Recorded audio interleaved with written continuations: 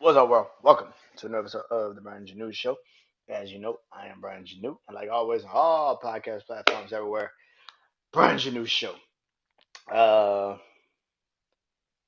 oh, good God. Social media platforms: Instagram, TikTok, Threads, Facebook, Brandon Janeau Show, and of course,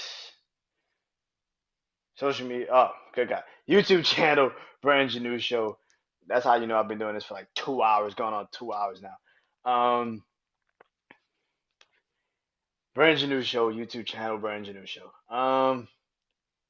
Hope you guys enjoy this episode because tonight is Life and Times with Music, the album breakdown 2023 edition.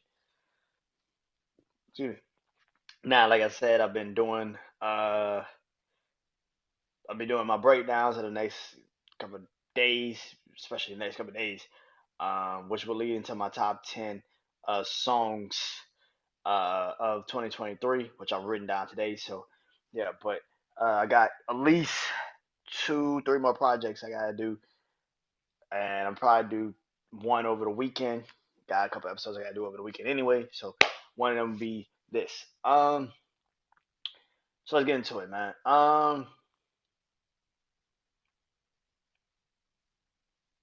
So tonight episode for my album breakdown 2023 comes from one of my favorite artists of the last decade now, and that is the one, the only Ed Sheeran. Ed Sheeran dropped another album this year, a classic to me, called Subtraction. He dropped another album also this year, but this album to me was the album that made me really a fan, even more of Ed Sheeran. His vulnerability in this album, this body of work was incredible. And like on album breakdowns, I like to talk about. I go through each song and talk about why I love this so much. So let's get into it. So the first song off the project is called Boat. Um, an amazing song, an incredible body of work, man, and it definitely is. It brought the album in perfectly. You know what I'm saying? It brought the album in perfectly. Um, I actually got a chance to see him perform this when I went to his concert this past year. This year, when he did a show out here, it was an amazing song, amazing concert, and one of my favorite things to see is this. Um, which leads to track two, Saltwater, which is another one just amazing. Keeps the somber, detailing, you know, particularly what the album is, Subtraction to its fullest. Um, which leads into song number three, Eyes Closed, which is very emotional. If you know the reasoning behind why it's such an emotional song, if you watch this documentary on Disney Plus, him detailing why this song was so impactful for him and why he needed to put it out for people. Um, Speaking on losing his best friend is why this song is so hits home, which leads into number four, which is one of my favorite songs off the project, Life Goes On. Um, to see him perform this with Luke Combs at the CMAs, or was it, yeah, AMC, ACM Awards, one of the two, one of the country music awards. They performed this, man, and I was just watching this and I was like, my God, like this is so dope. It made me love the song even more. You know what I'm saying? I loved it the moment I heard it, but I loved it even more after they performed it. I was like, man, this shit is amazing. Um, which goes into track five, Dusty, which I kind of feel like was the only up tempo beat on this whole fucking album. Uh, but yeah, it was an amazing song, man. Like I said, it's an up tempo beat. The video is really dope. So yeah, which leads into track six, End of Youth, which I thought this would be my favorite song of the project, and it wasn't because I saw it in the documentary, And I'm like, oh, I love that song. Sounds like it's gonna be a banger. I'm like, oh man, I'm gonna probably love that song. And I love it. It's just it's not my favorite song off the project, which is shocking to say. Um, but it's damn sure one of my favorite songs. Not the favorite song, but it's my damn sure because number seven is my favorite song off the project, which is "Colorblind," which is such a it's so simple.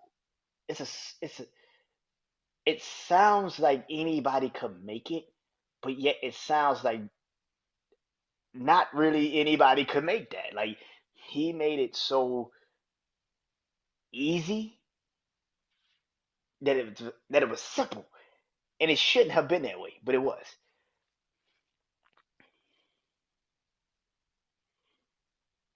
Which comes into number eight, and that is "Curtains."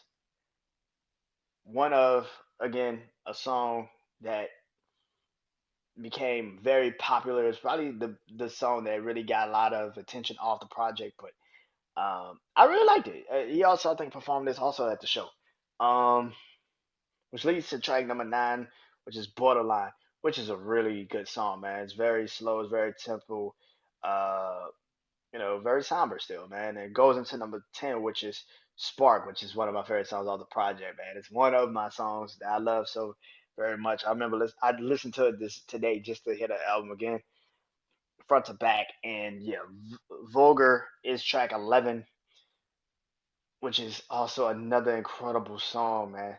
Another body of work another song that just embodies, encapsulates what this album really is, which goes into track 12, "Sycamore." Again, another song that's just very personal. You know what I'm saying? Just very open, vulnerable, which leads it to "No Strings," which is such an incredible ending of a project. Now, of course, he got bonus tracks, and I won't really talk about those because of everything. But those 13 songs are amazing songs, man. All in all, man, this album wasn't what everybody probably would want from an Ed Sheeran project if you're not really an Ed Sheeran fan. If you're an Ed Sheeran fan, this was the best body of work you could have asked for. I didn't like Equals too much. I thought Equals was kind of like I didn't really understand it like that. I thought if he would have actually put Equals out after this would have been probably better. But the fact that this came out this year, and I remember waiting for this album to come out, and I was so happy when it did, and I listened to it, and I immediately was like, oh man, this is it. Ed Sheeran is one of my favorite artists. I've seen this man now twice in my life. I can't wait to see when he comes back. Whenever he does drop music again, and he does come back on tour, I can't wait to go back and experience that. That was one of my favorite shows. Probably my favorite show I've been to all year, and I've been to a bunch of them. Future, Lil Baby, Drake. Like I've been to a couple of concerts this year. That show, that night, that feeling, he absolutely killed it. 2 hours. I don't think I sat down once. Like that was that good of a show. Like he was that fucking on that night. Like that shit was an incredible body of work. That entire show was amazing. And like I said, he performed some of these songs, and now I want to see him perform the entire body of work when I go and see him next time. But yeah, man, one of my favorite artists, man. This album definitely encapsulated why I love his music so much because it was somber. It told a story. It showed you where he was in life. And for all of my favorite artists, that's what I care about, man. Can you I can listen to any artist. Just show me where's the story. Like I can hear your album. Where's the story? And Ed Sheeran sells it probably better than anybody as an artist. So yeah, one of my favorite projects of the year is Subtract by Ed Sheeran. Now, like I said, I got three albums to go. I'll be doing one this weekend.